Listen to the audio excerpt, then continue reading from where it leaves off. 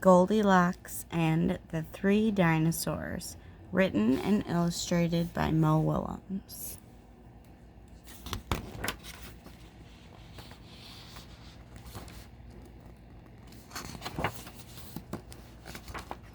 Once upon a time, there were 3 dinosaurs: Mama Dinosaur, Papa Dinosaur, and some other dinosaur who happened to be visiting from Norway.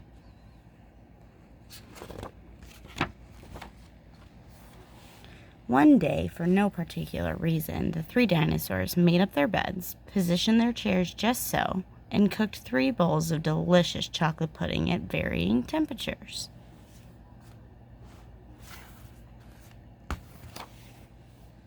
"Oh boy," said Papa Dinosaur in his loud, booming voice, "it is finally time to leave and go to someplace else." "Yes," continued Mama Dinosaur, "I sure hope no innocent little child happens by our unlocked home while we are someplace else." Then the other dinosaur made a loud noise that sounded like a big evil laugh, but was probably just a polite Norwegian expression. The 3 dinosaurs went someplace else, and were definitely not hiding in the woods waiting for an unsuspecting kid to come by. Sure enough, 5 minutes later, a poorly supervised little girl named Goldilocks came traipsing along. Just then, the forest boomed with what could have been a dinosaur yelling, "Gotcha!" But I'm pretty sure it was just the wind. The loud noise was immediately followed by another loud noise that sounded kind of like, "Be patient, Papa Dinosaur, the trap is not yet sprung." But that could have been a rock falling or a squirrel.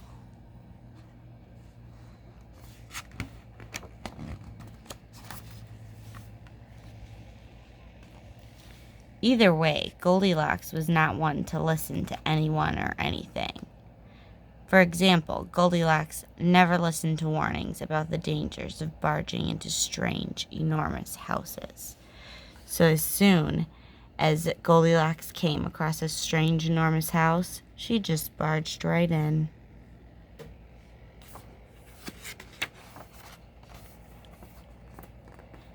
Inside, Goldilocks immediately smelled 3 delicious bowls of chocolate pudding.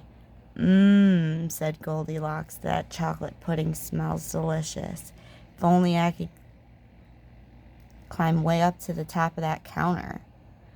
Then Goldilocks noticed a very tall ladder that just happened to be there and certainly wasn't left there on purpose. Goldilocks climbed up the ladder and found herself face to face with 3 gigantic bowls of chocolate pudding.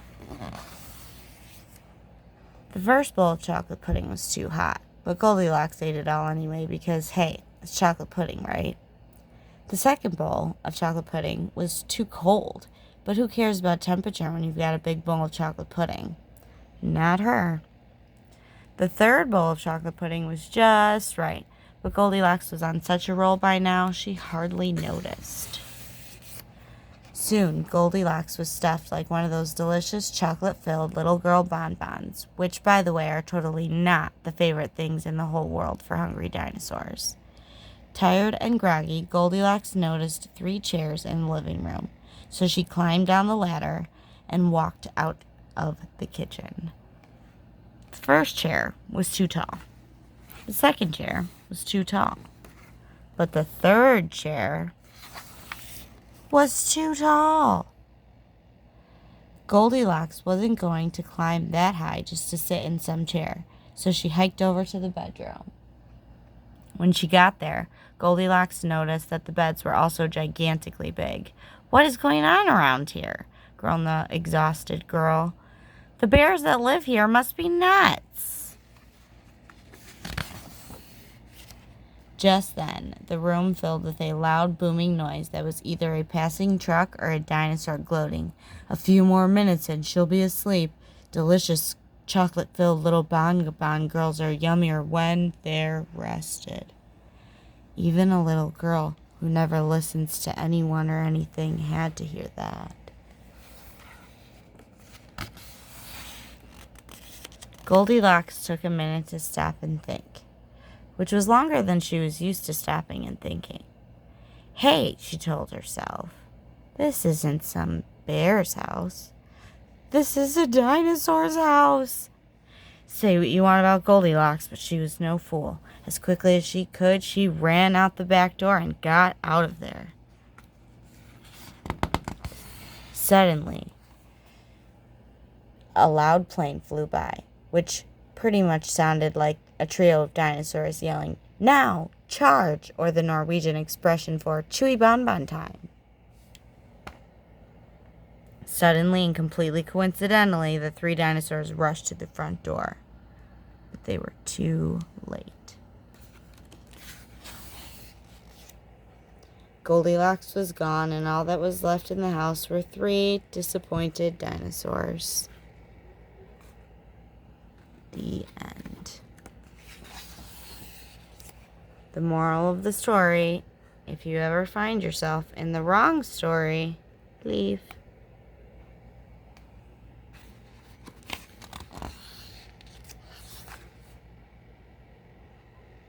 Moral for the dinosaurs is, lock the back door.